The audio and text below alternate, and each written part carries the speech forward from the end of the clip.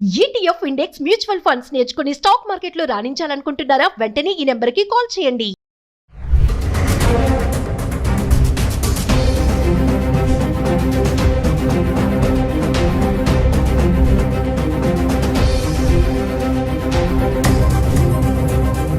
Hello viewers, welcome back to our channel. ప్రస్తుతం మనతో పాటు ఉన్నారు centre for human security studies founder and executive director Kannaganti Ramesh Babu గారు. సార్తో మాట్లాడదాం. నమస్తే సార్. నవీన్ గారు నమస్తే అండి.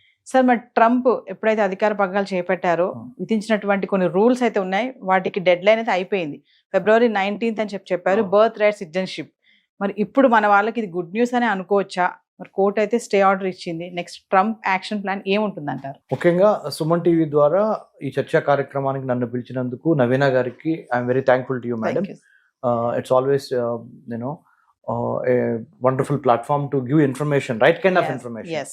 అంటే మనము మన ప్రజలను ఎవరైతే సుమన్ టీవీ చూస్తున్నారో వాళ్ళని కరెక్ట్గా గైడ్ చేయడం చాలా ఇంపార్టెంట్.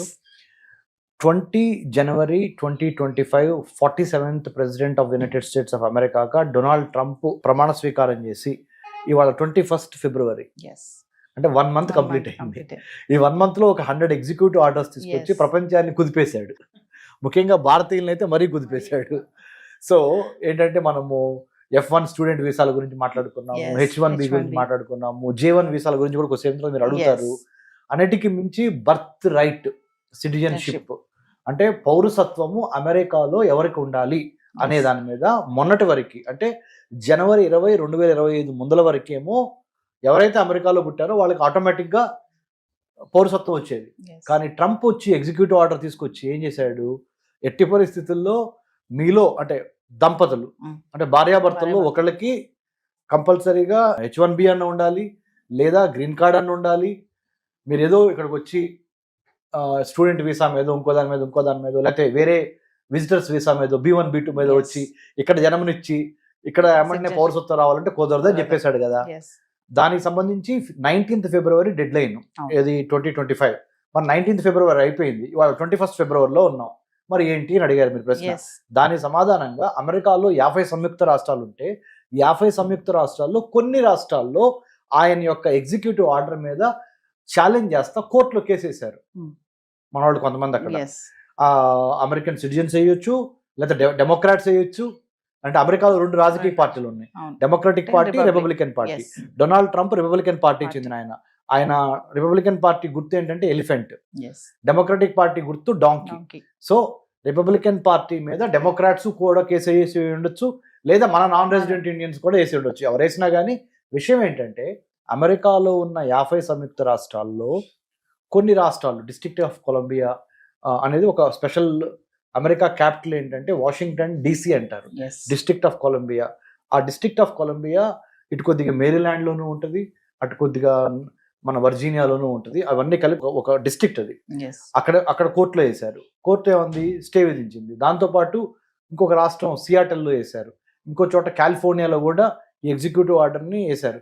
ఈ 2-3 రాష్ట్రాల్లో ఆయన మీద అంటే ఆ యొక్క డెసిషన్ మీద కేసు వేసినప్పుడు ఏమన్నారంటే స్టే అంటే ఆలోచిద్దాం, దీని గురించి మాట్లాడదాము, డొనాల్డ్ ట్రంప్ చెప్పిందే కరెక్ట్ కాదు, ఇది సిటిజన్షిప్ ఓన్లీ ఎవరో ఒకళ్ళు H1B అన్న ఉండాలి, లేదా ఇక్కడ అమెరికన్ పౌరుడైనా ఉండాలి అనే దాని మీద మేము ఆ నిర్ణయాన్ని అమలు చేయడానికి మేము ఒప్పుకోవటం లేదు అని కోర్టులు కొన్ని కోర్టులు 2-3 కోర్టులు ట్రంప్ డెసిషన్కి వ్యతిరేకంగా తీర్పునిచ్చినాయి. కానీ సుప్రీంకోర్టులోకి వెళ్ళాలి, ఇది అమెరికాలో ఉన్న సుప్రీంకోర్టు వరకు వెళ్తే గానీ ఆ దేశం మొత్తానికి సంబంధించిన నిర్ణయం రాదు. So it is little premature to tell whether court decision of staying the executive order of the President Trump is still valid or it is not valid అనే దానికి ఇంకొద్దిగా టైం మనం తీసుకోవాలి. అంటే February 19th డెడ్ లైన్ అయిపోయినప్పటికీ ఇంకొద్ది time పట్టుద్ది. ఎందుకంటే American administration under president Trump will recalibrate, restrategize, rethinking చేస్తుంది. ఏది మరి నేను ఇలా చెప్పాను కదా, మరి కోర్టులో ఇట్లా అంటున్నాయి కదా, మరి ఇప్పుడు ఏం చేయాలి అని అమెరికన్ ప్రెసిడెన్సీలో ఉన్న ఇమిగ్రేషన్ అథారిటీస్ కానీ వేరే ఇంకా అఫీషియల్స్ కానీ ప్రెసిడెంట్ ట్రంప్కి చెప్తారు, సార్ మరి మనం అనుకున్న డెసిషన్ ఏంటి, ఎవరో ఒకళ్ళు దంపతుల్లో పేరెంట్స్లో ఒకళ్ళు అమెరికన్ సిటిజన్ అయ్యాను ఉండాలి, ఒకళ్ళు H1B అని ఉండాలి, అనేది మనం రూల్ పెట్టాం కదా సార్ సిటిజన్షిప్ ఇవ్వాలంటే, మరి కొన్ని కోర్టులే మనకు వ్యతిరేకంగా చెబుతున్నవి, మరి ఏం చేద్దాం అన్నప్పుడు ఓవరాల్గా ఇంకోసారి దీని మీద మనము రిపబ్లికన్ పార్టీ మీటింగ్లో డెసిషన్ ఒకటి తీసుకోవటము పార్టీ పరంగా, లేదా దీనికి సంబంధించిన కాన్సిక్వెన్సెస్ మూలాన అమెరికన్ గవర్నమెంట్కి ఏమన్నా ఇబ్బంది అయ్యేది ఉందా, సుప్రీంకోర్టు కనుక రేపు పొద్దున కనుక మన ట్రంప్ చేసిన డెసిషన్ని మళ్ళీ వ్యతిరేకించిందనుకో పరువు నష్టం. మీ సొంత సుప్రీంకోర్టును ఒప్పించుకోలేకపోయావు అనే పేరు మళ్ళీ ట్రంప్కి వచ్చింది. సో దీని మీద విధి విధానాల మీద కొద్దిగా టైం తీసుకుందాం సార్. యాజ్ ఆఫ్ నౌ ఎవరన్నా పుట్టితే ప్రస్తుతానికి అయితే మటుకి మన ఎగ్జిక్యూటివ్ ఆర్డరే చెల్లుద్ది. అంటే అర్థం ఏంటి, 19 ఫిబ్రవరికి తర్వాత ఎవరు పుట్టినా కానీ మేము పౌరసత్వం ఇవ్వము అనే దాని మీదే ఉంటుంది. ఎందుకు, అన్ని కోర్టులు కలిసి ముక్త కంఠంతో వ్యతిరేకించాల.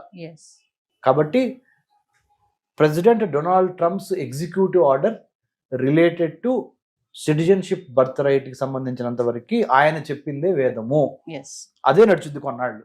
ఇంకా మిగతా కోర్టులు including supreme court of United States of America వాళ్ళు ఫైనల్గా డెసిషన్ టేకెన్ బై ట్రంప్ని కొట్టేస్తే కానీ అది కొట్టివేయబడదు. అప్పుడు వరకు decision what ever Trump has taken అదే చెల్లుబాటు అవుద్ది. అది క్లారిటీ. ట్రంప్ కి వ్యతిరేకంగా వస్తే ఓకే హ్యాపీ, ఒకవేళ అనుకూలంగా వస్తే మన వాళ్ళ పరిస్థితి ఏంటి సార్? ట్రంప్ నిర్ణయానికి అనుకూలంగా అంటే ఏంటి అర్థం, H1B అన్నా ఉండాలి, సిటిజన్షిప్ అన్న ఉండాలి భార్యాభర్తల్లో ఒకరికి, అప్పుడే మీ పిల్లలకి పౌరసత్వం ఇస్తాము అనే దాని మీద. ట్రంప్కి అనుకూలంగా వస్తే చాలా తక్కువ మంది భారతీయ పిల్లలకి పౌరసత్వం వస్తుంది. ట్రంప్కి వ్యతిరేకంగా వస్తే జనం గెలిచినట్టు. అంటే ఇదివరకు ఇట్లాగానే అక్కడికి వెళ్ళి ప్రెగ్నెన్సీ అక్కడ డెలివరీ చేసి పుట్టంగానే అబ్బాయికో అమ్మాయికో అమెరికన్ సిటిజన్షిప్ తీసుకొని మనం రావటం, లేకపోతే అక్కడే ఉంటాం, వాట్ ఎవర్. సో ట్రంప్ ఓడిపోవాలని కోరుకుందాం, మన వాళ్ళకి లార్జర్ ఇంట్రెస్ట్ మంచి జరగాలని. లేదా ఇంకొక రకంగా ఆలోచిస్తే ఇప్పుడు ఇండియా కూడా తక్కువేం కాదు, మనం కూడా సైన్స్, టెక్నాలజీ, ఇంజనీరింగ్, మ్యాథమెటిక్స్, మెడిసిన్లో మనం కూడా మంచి పేరు తెచ్చుకుంటున్నాము. So it goes both ways. Let's see how it is going to take. చూద్దాం సార్ మరి ఏమవుతుంది. అంటే మన వాళ్ళకి గుడ్ న్యూస్ వస్తుందా, మరి ఒక కోర్టు కనుక ట్రంప్ కి అనుకూలంగా ఇస్తారా ఏ తీర్పు అనేది చూడాలి. చూసి wait, we have to wait and see. Thank you sir. Thank you.